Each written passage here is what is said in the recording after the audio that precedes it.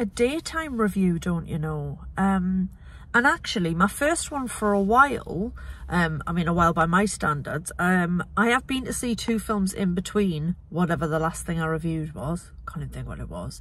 I came to see The Wild Robot a few weeks back, which I really liked, and I attempted twice to review it, and both times got interrupted, so I gave up. And then I also came to see Venom: The Last Dance last week, but I fell asleep and missed about the last 20 minutes, and I thought, I can't in good conscience review a film that I haven't seen all of. So here we are back again. This morning's film was the new film from director Clint Eastwood. You may have heard of him, and the film is called Juror number 2. I like Clint Eastwood as a director. I'll be honest, I can't be arsed with him on screen. I'm just not a fan. He's one of these actors, he's a bit like Al Pacino, where he's settled into a kind of thing that he does, and that's just what he does in everything, and it's grizzled old man, because that's in fairness what both of them are. So yes, I know he's much celebrated, and I don't mind him in $1 Million Baby and Gran Torino, but as on the whole, I'd rather have him behind the camera than in front of it. He is an incredibly skilled director, and this film is really, really well directed. It's also very, very good, like really good. So it is the story of, as the name would suggest, a trial. A man, James Scythe, is charged with the murder of his girlfriend Kendall Carter. She was found in a creek bed by a roadside, and he is suspected of, basically, he is charged with her murder. They were seen arguing in a bar before the incident occurred. It was a rainy night. They argued in the bar, they argued outside the bar, and then she stormed off to walk home. And the prosecution would have it that he followed her in his car, he bludgeoned her and then pushed her over the railings, and her body was found by a hiker the following day. And we see the jury selection process. We get a little insight into how that works. People are asked if there's any reason why they shouldn't serve on the jury. They're asked background questions, so you see the screening process of how it's going to work. And then we get our 12 jurors. The prosecution, the assistant DA, is played by Toni Collette, who cannot put a foot wrong, has been excellent ever since her, I was going to say debut. I don't actually know if Muriel's Wedding was her first acting job. It probably wasn't. Perhaps her first film, but that's obviously what somebody of my age would automatically think of when they think of Toni Collette. And she is brilliant in that, and she has had an incredible career, and rightly so. And I love watching her. I think she's very versatile and gifted. So she is running for district attorney, so she's campaigning as well, but she wants this guy convicted, and she's absolutely convinced. Her whole campaign is based around keeping women safe, and she is taking the approach that James Michael Scythe is a danger to women. He killed his girlfriend and he should pay for it, and she wants everybody to vote for her to be DA because she will keep women safe, and so on. That is the whole thing. And then the public defender defending James Michael Scythe is played by Chris Messina. I've just looked him up. I was trying to figure out where I knew him from, and it was really bothering me, and I realised I landed on one thing on IMDb. I was like, oh, it's that, and then I kept scrolling and I was like, no, it's that.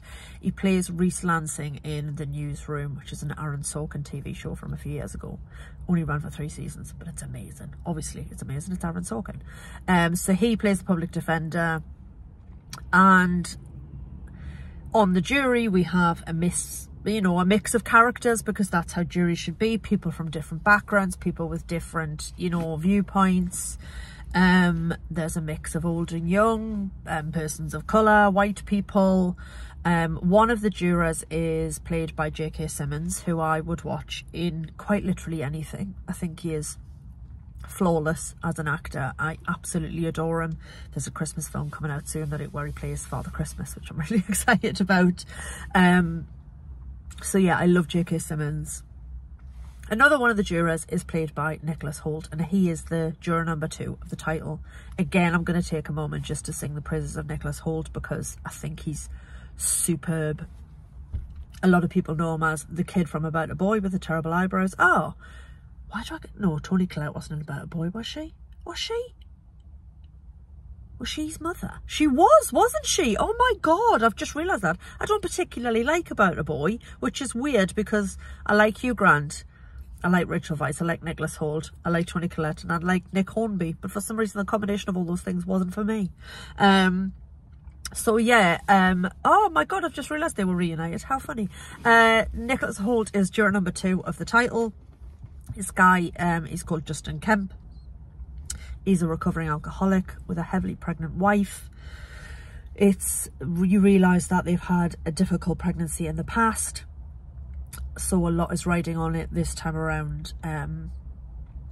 And he is one of the people who says he shouldn't be on the jury because his wife is having a high-risk pregnancy because they've lost babies before, but it's overruled and he's put on the jury. And we find out quite early on that he was in fact in the bar, a lovely place called Rowdy's Hideaway, like a little roadside bar. He was in the bar on the night in question, and he realises quite early on that perhaps he might have been involved in the incident and maybe even responsible for it. Now obviously I don't want to say any more than that because spoilers. I don't think I've given too much away because that is basically in the trailer. So he is wrestling with what to do. The jury are fighting. You've got seeds of doubt being planted in the mind of the prosecution. But obviously there's a lot riding on it for her personally, for Faith, which is Toni Collette's character. And it's just one of those things where it's like, you're pulled in so many different directions. You want justice for this woman who's died. It's very much alluded to that the boyfriend who's charged with her murder has been a bit of a... It was quite a toxic relationship. He perhaps wasn't the best boyfriend in the world, so maybe he does deserve to go down for it. But did he actually kill her? We don't know. He said he didn't. And it's just so well crafted and you're pulled in so many different directions. It's really well shot. It's set in Georgia. Accents are all fabulous. I know that sounds like a silly thing to say, they're actors, but like Toni Collette's got a southern accent, but not a heavy southern accent. And I've seen her, considering she's an Australian person, I've seen her with such a wide variety of American accents, not just American brackets general. So she's southern, but she's not too southern. And like Nicholas Hoult, you would never know for a second that he was British. Like I said, people know him from About a Boy, people know him from Skins, which I never watched. You know, he's been in the X-Men franchise as Beast. He's been like, he was in The Favourite with Olivia Colman and all the rest of them. And like, obviously when you think of The Favourite, you think of the 3 female leads, and rightly so, but he has a bit part in that and he really makes me laugh. He's one of these like, I don't know what you'd call him, Regents? I want to say Regency. He's got a big wig on and loads of makeup and he's just a bit of a dandy, and he's in it very fleetingly, but I loved him. So I really like Nicholas Hoult and he's brilliant in this. You've got Kiefer Sutherland in it for about 3 scenes. Yes, please. And I guess it's like if Clint says, do you want a little... Because Clint uses the phone, you say, like that, old school. Because he's an old man. But in his 80s now. If Clint says, do you want to be in like 2 scenes of a new film? You're like, yes, Clint. Yes, Mr. Eastwood. I will be there. So, great cast, looks great, well shot, great story, 2 hours long, bish bash bosh. Cannot recommend it highly enough. It's brilliant.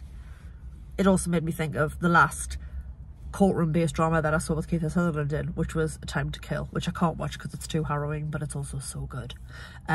So yeah, just a really, really good film. I'm so glad I came to see it, and I would recommend all of you do the same. That's how these things go. Okay, thanks for listening. Katie out.